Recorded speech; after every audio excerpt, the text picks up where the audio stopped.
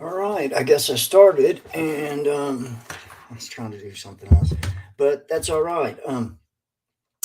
Hey, I'm Goodlow, and I am a Christian, and also in school working on my master's in psychology with a concentration on substance abuse. Now, with that said, if I can find it real quick, I was trying to make sure this is me. Yeah, that's me. All right, I can't seem to find it. Oh no. Um, Hold on 1 second. I always start wrong. I mean, I'm just good at it.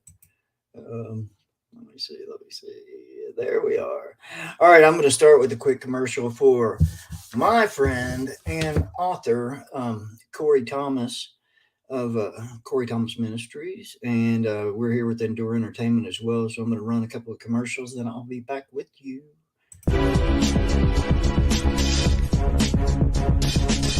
Author evangelist Corey Thomas, a dedicated servant leader whose weapons are spiritual in nature and volatile in impact. Hot off the press, author evangelist Corey Thomas's new book, Sound Advice, Music and the Battle for Your Mind, Body, and Soul. Matthew 5:13, ye are the salt of the earth, but if the salt has lost his flavor, wherewith shall it be salted? It's author evangelist Corey Thomas's new book, Sound Advice, Music and the Battle for Your Mind, Body, and Soul.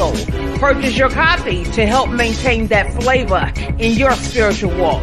This book is epic. It's sold on every major online bookstore or go to CoreyThomasMinistries.com. I got my copy. Be sure to get yours. It's author evangelist Corey Thomas's new book, Sound Advice, Music and the Battle for Your Mind, Body, and Soul. Get your copy today. Going to Hi guys, I'm Lady Falana, CEO and founder of Endure Entertainment. When you think of clean entertainment, think of Endure Entertainment. When you think of Endure Entertainment, think of clean entertainment. The Endure Entertainment television personalities, we are the A-Team. We're more than just a team, we're family. Look at all of the different syndicated podcast directories we are on. Go ahead and download those apps so you don't miss our shows on the go. Endure Entertainment LLC started October 2021. Now we're in 17 countries outside of the United States. Featured in CBS, Fox, and NBC. Gospel Choice Music Awards nominated for Independent Broadcast Network of the Year. We do more than just TV. We also do virtual concert extravaganzas. Our last one this past January was off the chain. You can look at our shows, virtual concert, and TV 24 hours a day, 7 days a week at EndureEntertainment.live. Radio. Next coming up is going to be the radio station of the year on Endure Entertainment. Ever thought about having your own show, television, radio? Would you like to get some exposure with your radio edited version of your performing artistic abilities? Take a look at Endure Entertainment.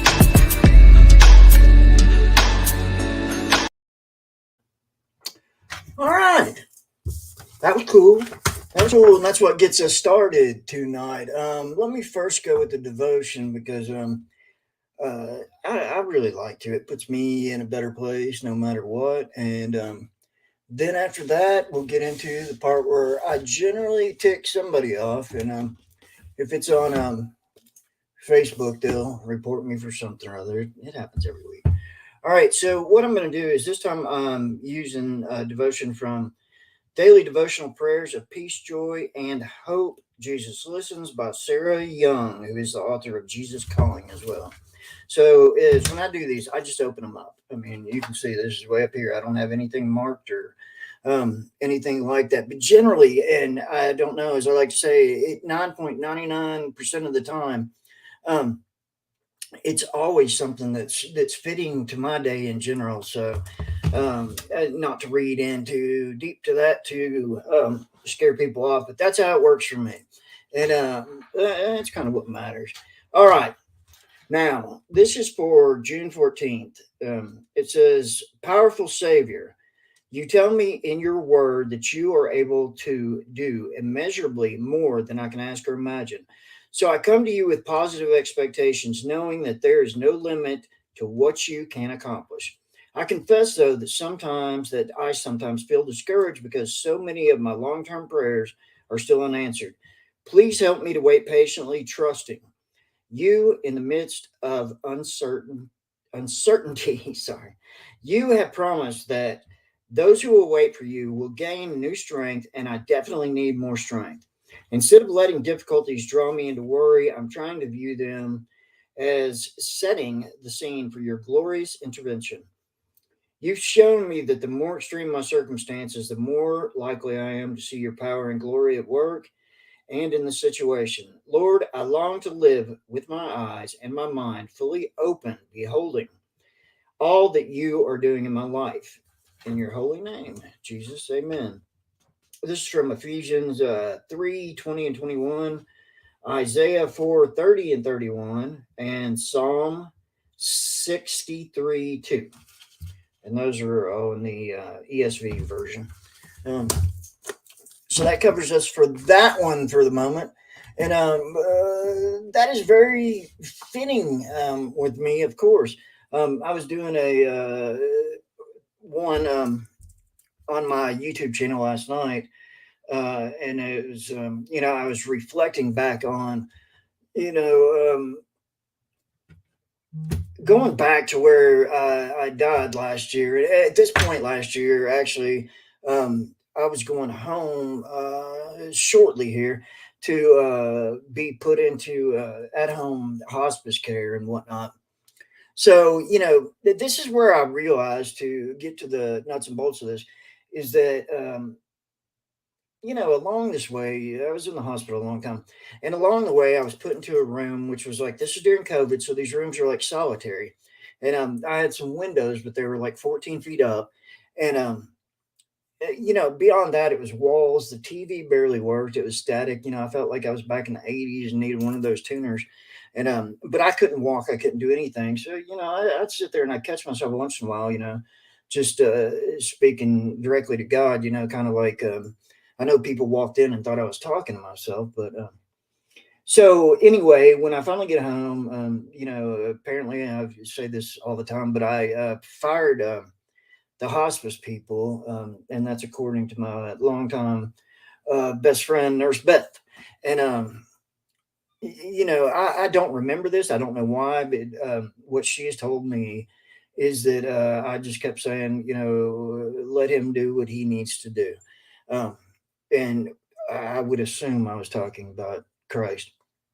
So, long story short, with those prayers and patience and time and stuff like that, when I finally started praying, I wasn't praying for me. I wasn't praying for, to get better or poor me or going through the stages of death and dying.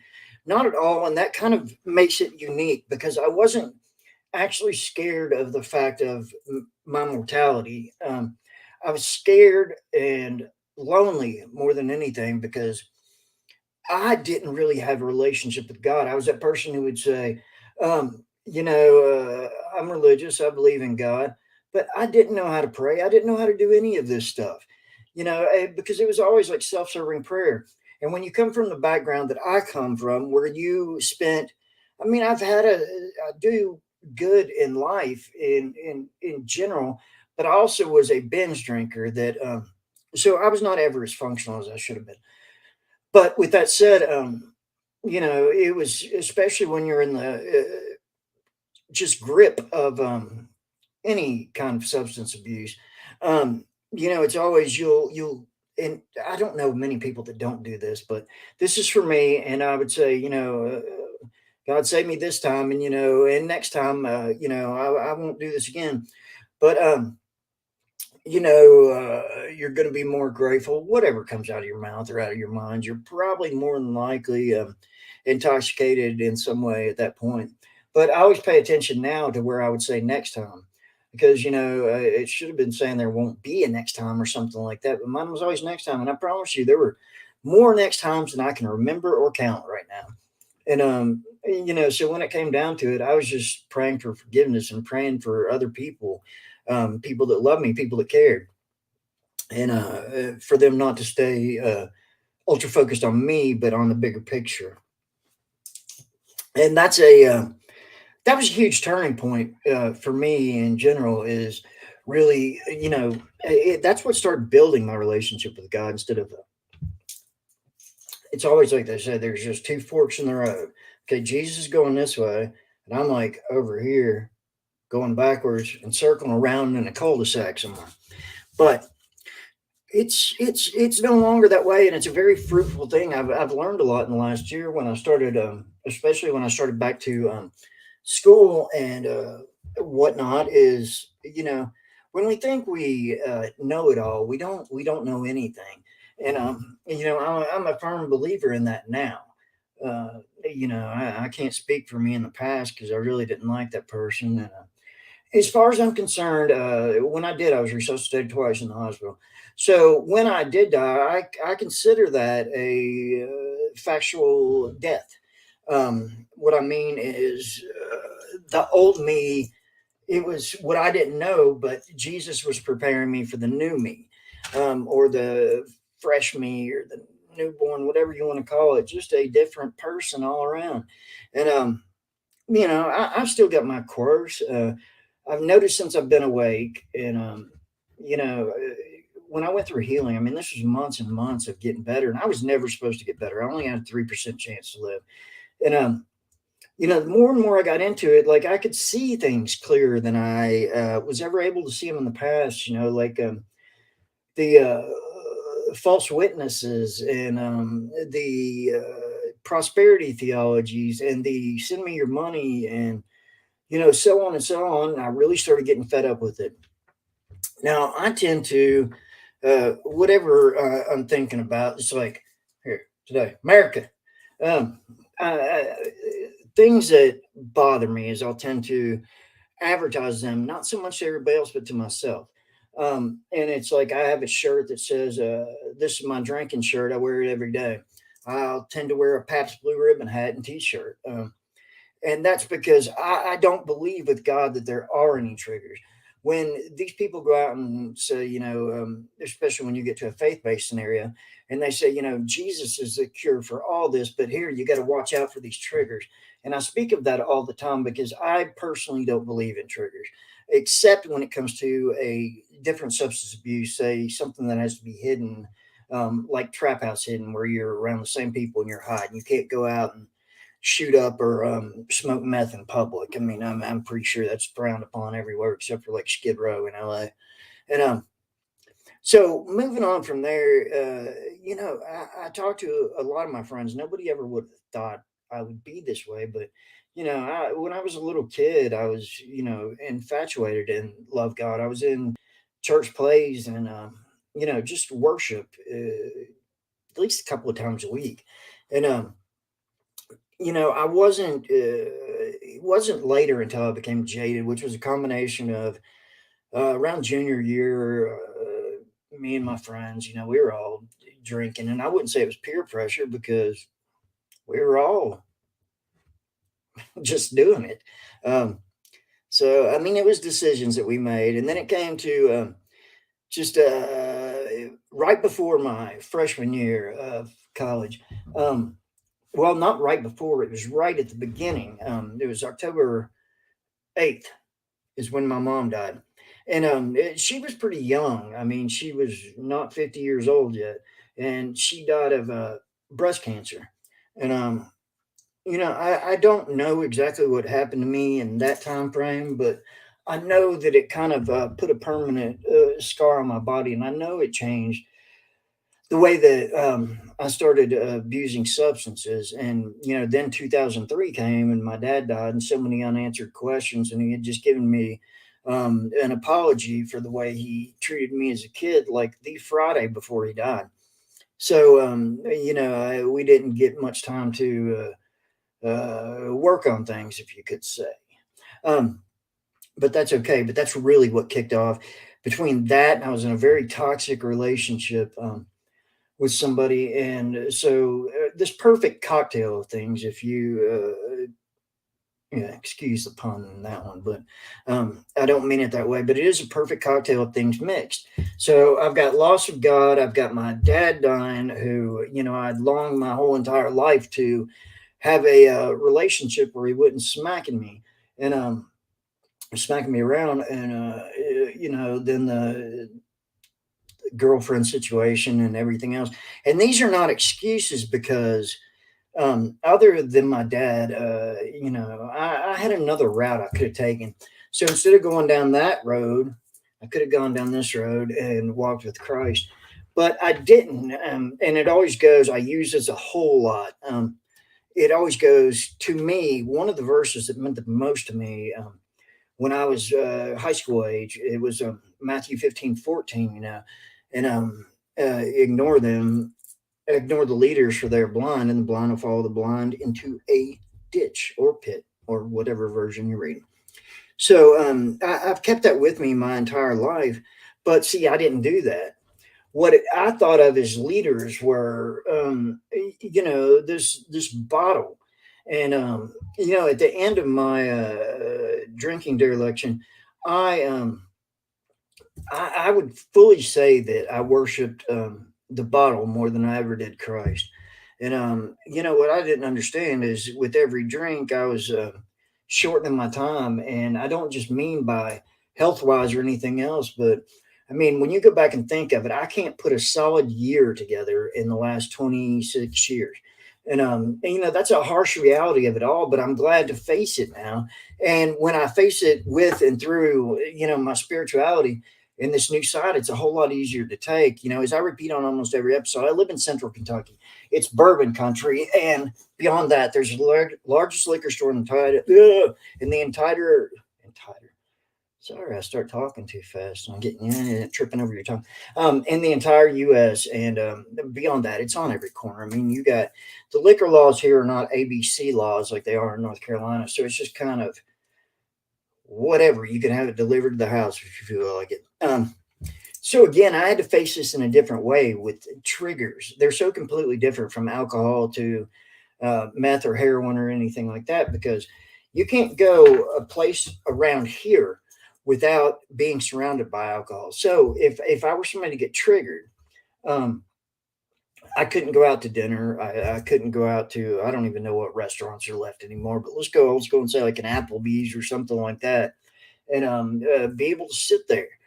Because the person next to me is going to be drinking, the people are going to with me are going to be drinking probably, and I don't know, but for me it doesn't bother me anymore because I can take myself back into a place with God's gift of restoring my memory. Because trust you me, I had enough ammonia on my brain from liver failure that I think the whole at least 6 months between the hospital and getting home, and I mean, I literally had ammonia on my head. That's really what happens when your liver starts uh, failing. You fill up with this stuff called bilirubin, and you're just it drives you into a form of insanity that's not like it's not like that fun insanity. It reminds me of when I was in high school. We would uh,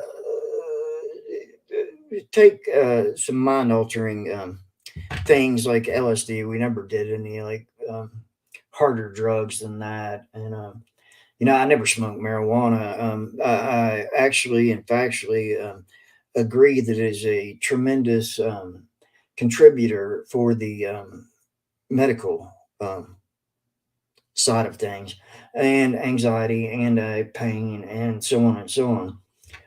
I don't really see why it's illegal, is what I'm gonna get to, is because alcohol kills a whole lot of people every year. Heroin, fentanyl kills a whole lot of people every year. So you add that up. What's the only legal drug that doesn't really kill anybody? That would be your marijuana. And I mean that's just factual. I mean everybody can do their own research, but marijuana is not as dangerous as alcohol. But alcohol is legal. Um, and it's going to be that way. I know in Kentucky with Mitch McConnell running the state, the big alcohol companies are in his pocket big time. I mean, that's just the truth. So they're never going to vote for legalization because you have to understand that that's going to really put a dent in the alcohol industry. And as unfair as that really is to those who need it, cancer patients, anxiety patients, pain. Um, it's a lot safer than the purchase sets or lower tabs out there. Um, so I just move on from there. I do agree with it. I don't smoke it myself. So that's not me, being hypocritical and self-serving on this one at all. And that's what brings me to tonight's theme. We're living in a world right now where it's constant chaos from week to week. It's kind of we don't know what's coming next, so it's almost like we're all standing on our tiptoes, and we can either walk in glass or walk in safe, fluffy pool filled with cotton candy. I don't know. So we got to look in that, and I tend to, especially since back in school, I tend to research everything. So I'm looking at the last 2 weeks, and I'm looking at Donald Trump changed his story about the classified documents 9 times in 7 days. 9 times in 7 days, but he didn't lose support over that, which to me is it's fundamentally just it's wow, you know. I mean, so I even asked him on Facebook today, what's it going to take to change minds, and that got me into some of his biggest supporters are really the prosperity theology, the what they think is hardcore preachers. I know one coming out of Tennessee that wants to, if you're a Democrat, you can't go to his church, and he wants you dead. Um, and that's the truth. I mean, that's really the truth, as sad as that is. But that comes to it. So I pulled up some different articles, giving me a balance of sorts to get through this here. So I went extreme right, middle right, and right, kind of left. And then I went left, and I even went extreme left. But I couldn't really get this figured out. And to be completely transparent, I am a Democrat, and I have been for a long time. And that's another part of this argument that I really like to, not an argument, let's say, well, you can't debate it anymore. It's going to be an argument no matter what. It seems like people are either diehard on one side or, just kind of chilling out on the other side. Um, just waiting to see what happens. I don't think as a Democrat that we've been proactive enough in stopping this nonsense. But it's like I was reading a thing about Mitch McConnell today, and he's fully come to the realization that he's never going to be the Senate Majority Leader again, because you have to understand all these people that Trump has endorsed for Senate. Less and less people are voting for them now because it's a snowball effect. It's the more lies he tells, the more sensible people you have going out there and going, I can't vote for this dude, man. And that's just the truth. That's the truth. Eventually, you're going to cry wolf so many times that people get done listening to you, man. It's kind of like I would call him a dry drunk at times. And the reason I say that is because I don't get into his level of just dissection. He's dissecting his own party, which, by the way, and if anybody really wants to, Trump does what suits him. Trump is a Democrat about 15 years ago now or something. And he also used to be a big supporter of Hillary. Now, when it comes down to it, one of his biggest donors for the Trump Foundation is another guy who's in trouble, which would be Vince McMahon of the WWF or WWE, who was also in bed with Trump. The point is when Trump gets this, what he's done is it takes one person, then you start building up this group think, and then you get this group polarization. So he's got all these people in the same situation as like a Jim Jones would have or something like that, where they're literally to do his bidding. And if they don't, he's going to turn on them really quickly. And I think that's evidenced by the fact that of all these people from January 6th that have been in prison now, that he's not really doing much to help them. They're kind of, it's like an infant, out of sight, out of mind. And that's what it boils down to. And he's really, I've never heard somebody in my life say it's not my fault. And this is coming from somebody who was a substance abuser.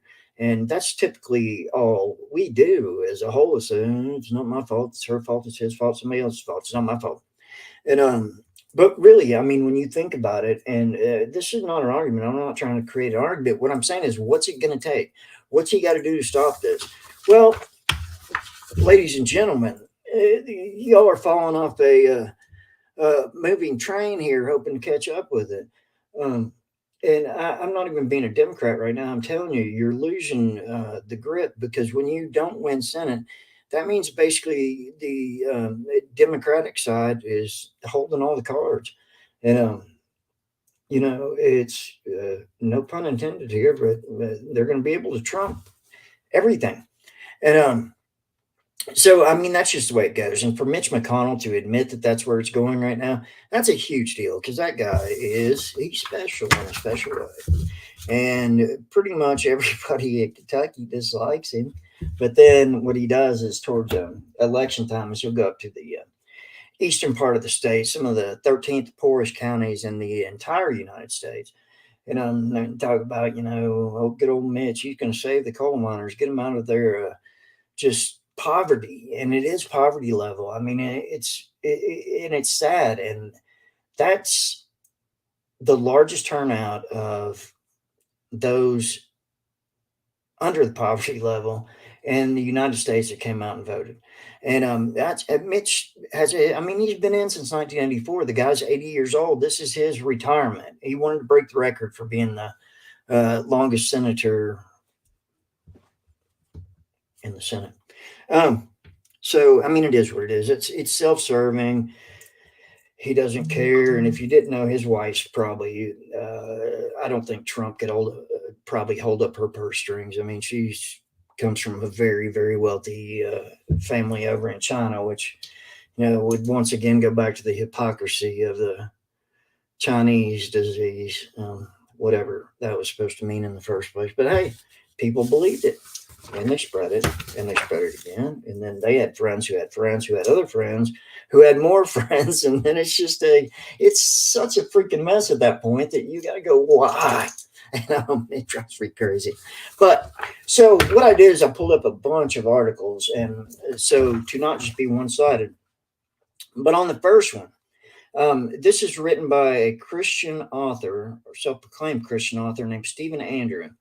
And the name of the book is called Jesus Makes America Great. I wish he meant that. So here's what he writes, and I'm going to paraphrase, or I'm going to condense this as I go down.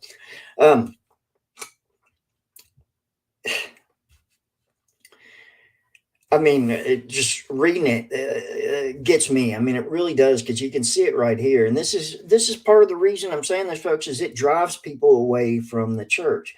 Listen, it's not church worship. It's not pastor worship. It's Christ worship, Jesus worship, God.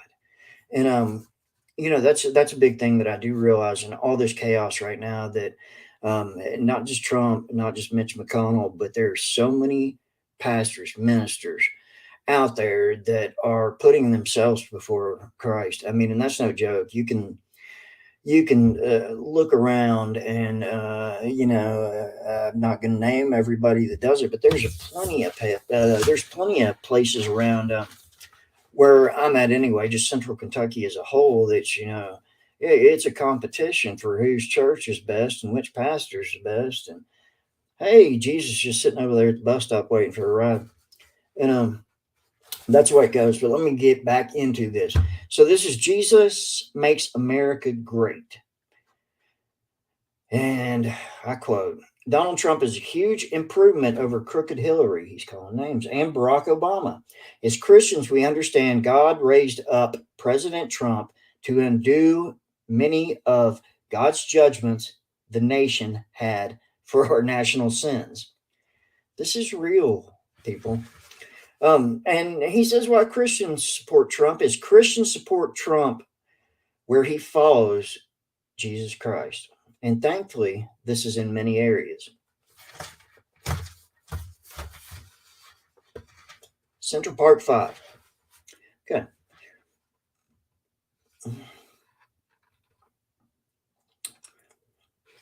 Here's another one. in God's sovereignty, the Lord knew President Trump would grow closer to him. No matter what anyone thought about Donald Trump before, we now see President Trump as following God in many ways.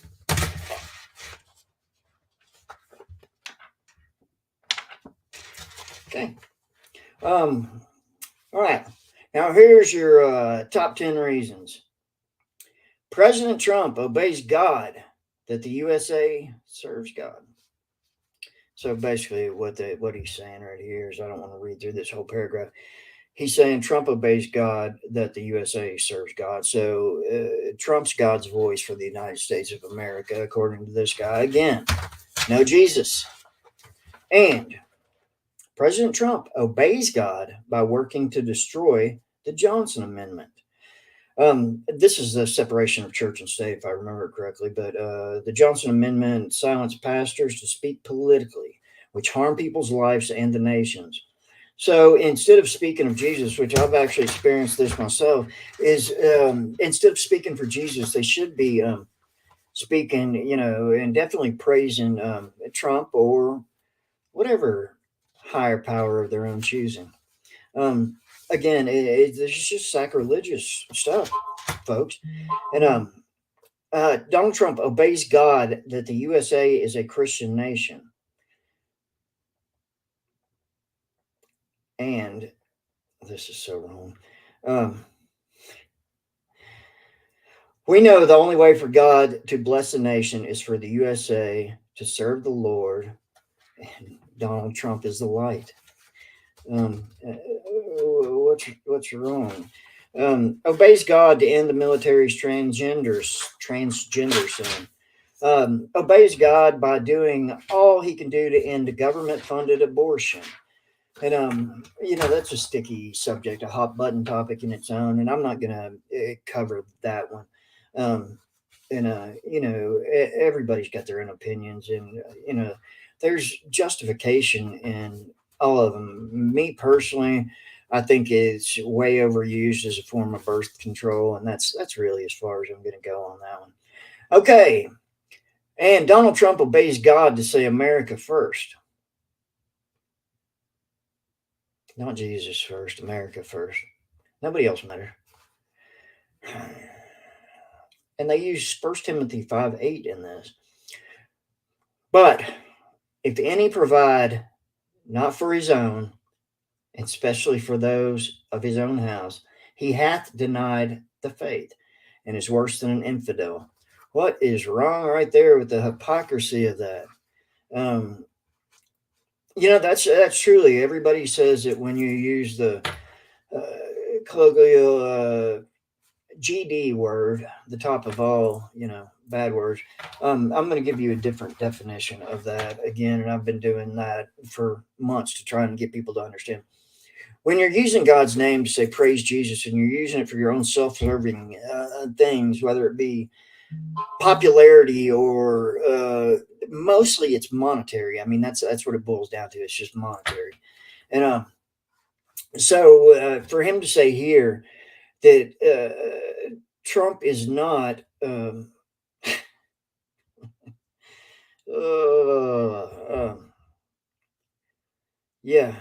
let's go on. Donald Trump obeys God to protect the borders.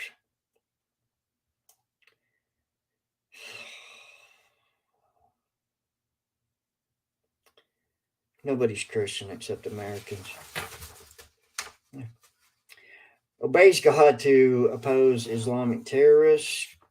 Everybody can have their opinions there.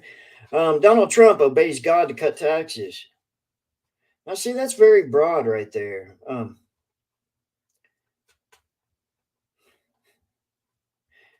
President Trump ends his judgment. However, by Congress opposing the president, we see that the nation has more repenting to do for God to fully cut taxes. I mean, do you see where this is going? I mean, this is not stuff that I've sat here and made up. This is real. This is what these thoughts come from. This is not God. I'm sorry. Trump is long. This is a very rich man. So of course his friends are getting favors, and Jesus bless us. This is he cut taxes to who? Yeah, way up there, the upper crust. So sad. Obeys God to cut regulations. Donald Trump does. Regulations and tyranny are also God's judgment for our national sins. So, because of the people reaffirming covenant, God is ending this judgment. Yet, with more people declaring the USA, people will gain even greater freedom. Again, this is, it's wrong. It's wrong. And I feel like I'm preaching to the choir here sometimes, but I'm really not. I was in a church, and this is when I was in recovery, and they took us to a church, and I'm kidding you not, this is during the election time, and this shade tree preacher's up there, and he says, this was during voting time, and he said, we're all in a recovery center anyway. I don't know why he was telling us this, because I guess he could just get away with it with that group because it was private. And he says, I'm not telling you who to vote for, but I would vote for who I can morally and ethically align myself with. And he said, for me, I'm morally and ethically aligned with Trump. And I was like, man, I'm out of here. I mean, seriously, it's just wrong. And, you can say the separation of church and state. That's great. And here's why I'm going to have to be forced to agree with this at this point is when the church aligns so much with one political party, it does it either side. Okay. When the church aligns that distinctly with one party, it becomes dangerous because that is not a church of God and Christ anymore. It is a church of a political party that controls it. Listen, a lot of these bigger churches get huge tax breaks if they pay tax at all. I know that dude in Tennessee. I'm never going to say his name because he's such a just. He needs something. I don't know. Dip him in a bathtub until he gets it together. And he needs to repent. But anyway, the IRS has finally come in and taken his tax status away from him. And then, when they do that, and this is a bad problem that we're going through as the nation, is so he gets caught up in this and said he's the one that fired the IRS. Okay. And we're also getting to a very dangerous point here when when Trump pulls out these attacks on the FBI. I'm in Kentucky, and in the very next few days, a guy goes up and shoots up the FBI hub in Cincinnati, which is about 45 minutes from where I'm at, an hour to some, I don't know. But it's really that close. And you go, okay, so Trump's saying the FBI is crooked and they're doing all this stuff. Well, he has these people that hang on his every word and they're ready to go to action. And when he says,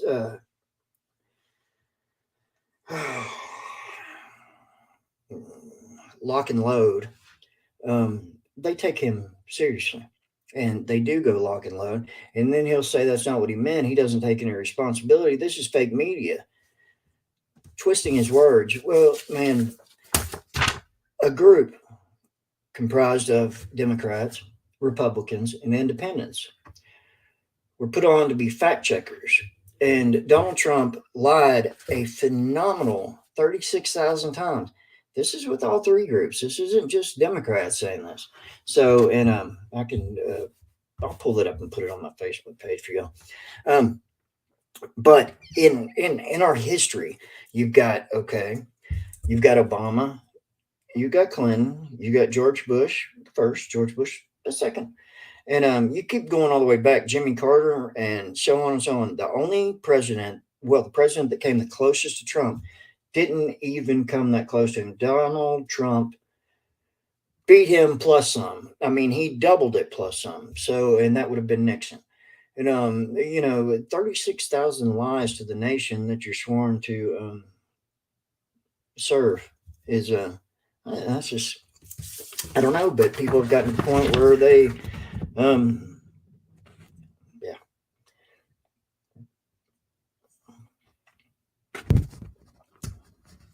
Let me see here. Now I'm going to go into the other thing. Okay. Oh wow. I'm trying to see if I'm going to be too offensive. I'm sorry.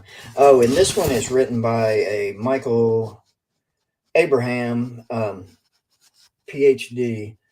This is from Psychology Today. It's a site that pretty much only doctors or psychologists or somebody in the medical field writes on, and it's always a higher up.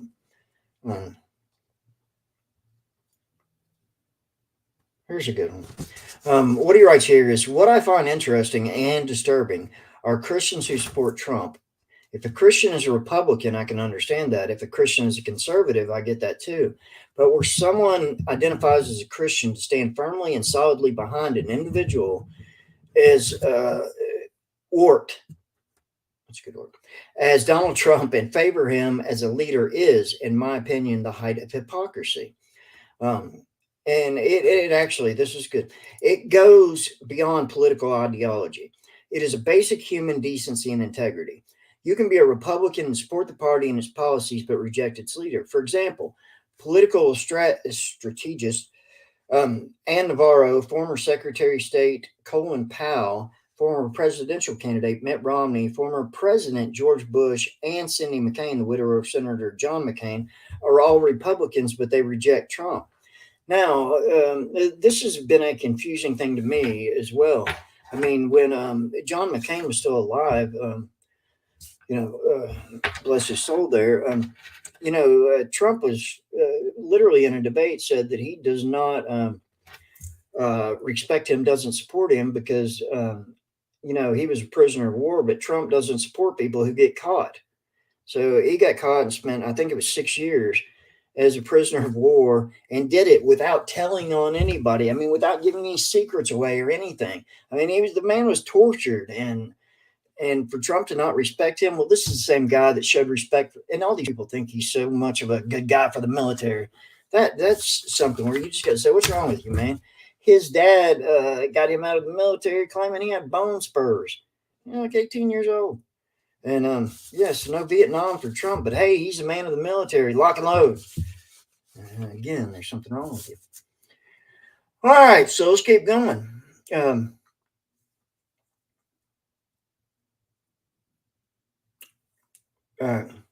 White evangelical support for Trump remains very high. The AP Votecast survey showed that 81% of white evangelical Protestant voters went for Trump this year.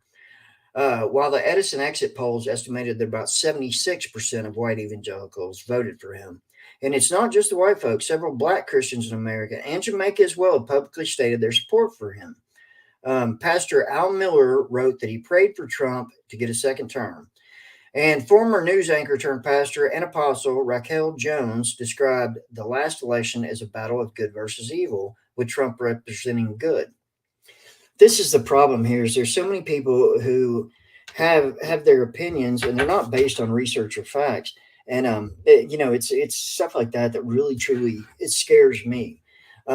Because I wrote a paper for the end of my semester here that goes into we're supposed to take something current and something from the past and place it together in terms of mentality and mine was specifically what's called groupthink and what's called group polarization.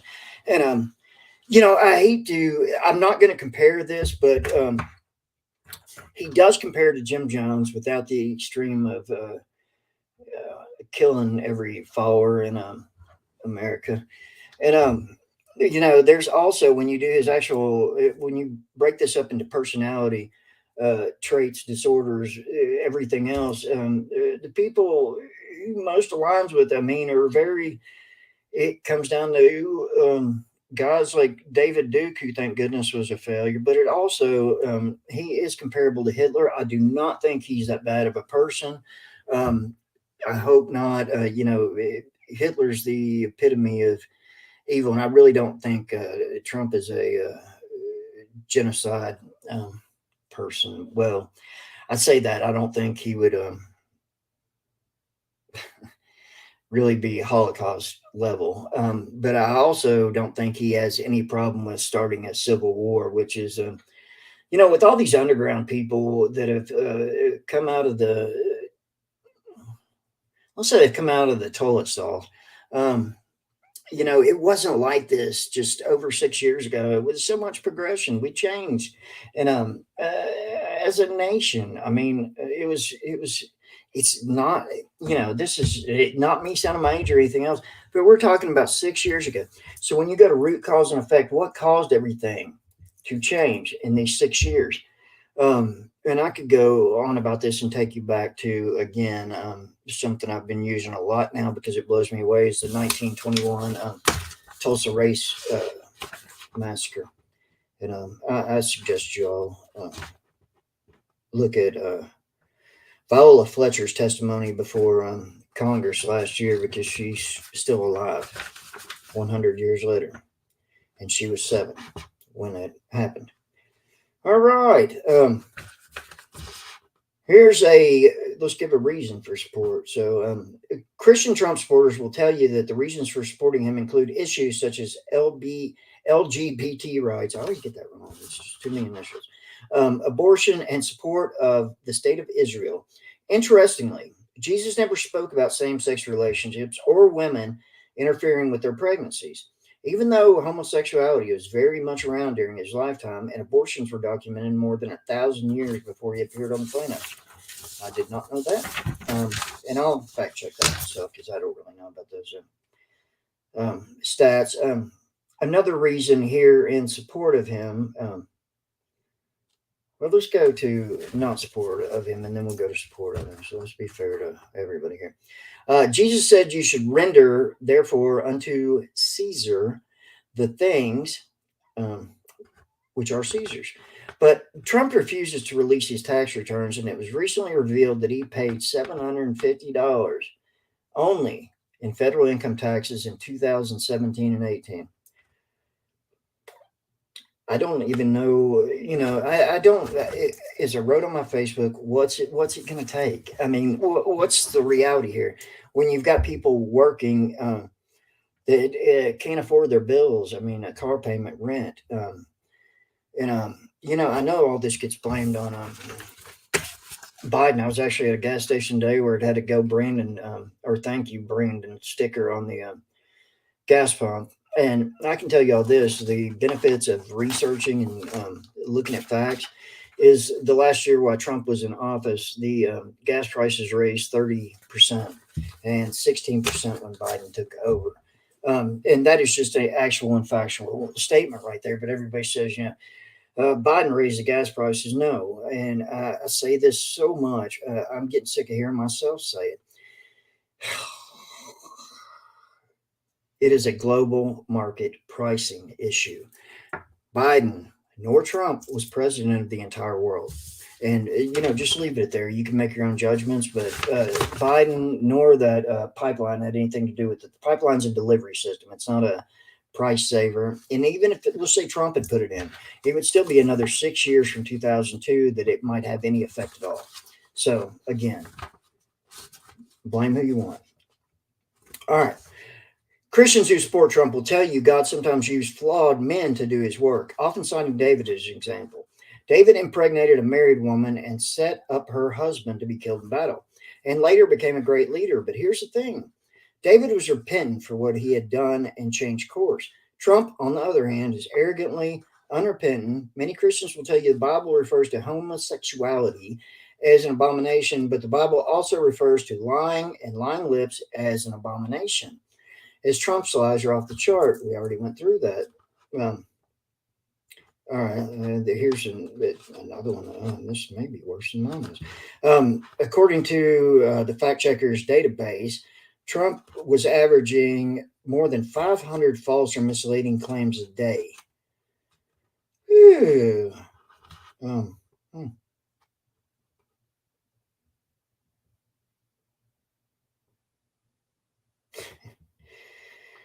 right, this is the last one. Trump is averaging more than 50 false or misleading claims a day. Many anti-abortion Christians who refer to themselves as pro-lifers support Trump. But how can you be truly pro-life when you support a leader who is advised extensively on how to manage the COVID-19 pandemic, but ignored the advice, lied to the populace about the potential severity of the disease, publicly stated that he would not wear a mask, and openly mocked people who wear masks and practice social distancing? How can someone be pro-life and support a man who puts his own people, in harm's way? America has 4% of the entire world's population, but 22% of COVID-19 cases and 19% of all deaths. How can you be pro-life and stand behind someone whose callousness and ineptitude allows this to happen under his watch? Well, as we learned from January 6th, with the lack of ever hearing about this, we don't hear about the people that got killed and hurt, maimed, and their families. And, I know there's over 80 people so far that were arrested for this, but there's one who instigated it. I don't care what anybody says. He instigated that as much as somebody could instigate something. I mean, what else would he have to do? Stand out there with a bullhorn and, whip them like horses at the Kentucky Derby? I don't know. I don't know, but I'm really never going to try and answer that. So with that said, that's it for me for this week. And for all those that offended, I hate to say it, but you probably need to be offended. I just really hope overall that we can stop this great divide of just its conformity when it comes to whatever Trump thinks he is, and people conform to it. But I heard this a long time ago, and there was a band named this as well. They were Corrosion of Conformity, which is an old punk rock band. And but I've also heard that conformity leads to corrosion. And I would say I have to agree. And for that said, that's it for me this week. I'll play you out with one more from Endure Entertainment. Great people, and there's so many shows on Endure, and it goes out to all over the world at this point. And it's a Christian-based network, which is good. I'm on it, so I'm very much tamed on here, so it keeps me behaving. And no, I mean, I love these people. And Corey Thomas has actually been a huge mentor and inspiration for me as well. So there's a little bit of personal right there. But let me play you out with the Endure commercial, and from there, I'm out of here. All right, love everybody. God bless. Hi guys, I'm Lady Falana, CEO and founder of Endure Entertainment. When you think of clean entertainment, think of Endure Entertainment. When you think of Endure Entertainment, think of clean entertainment. The Endure Entertainment television personalities. We are the A-Team. We're more than just a team, we're family. Look at all of the different syndicated podcast directories we are on. Go ahead and download those apps so you don't miss our shows on the go. Endure Entertainment LLC started October 2021. Now we're in 17 countries outside of the United States. Featured in CBS, Fox, and NBC. Gospel Choice Music Awards nominated for Independent Broadcast Network of the Year. We do more than just TV. We also do virtual concert extravaganzas. Our last one this past January was off the chain. You can look at our shows, virtual concert, and TV 24 hours a day, 7 days a week at EndureEntertainment.live. Radio. Next coming up is going to be the radio station of the year on Endure Entertainment. Ever thought about having your own show, television, radio? Would you like to get some exposure with your radio edited version of your performing artistic abilities? Take a look at Endure Entertainment.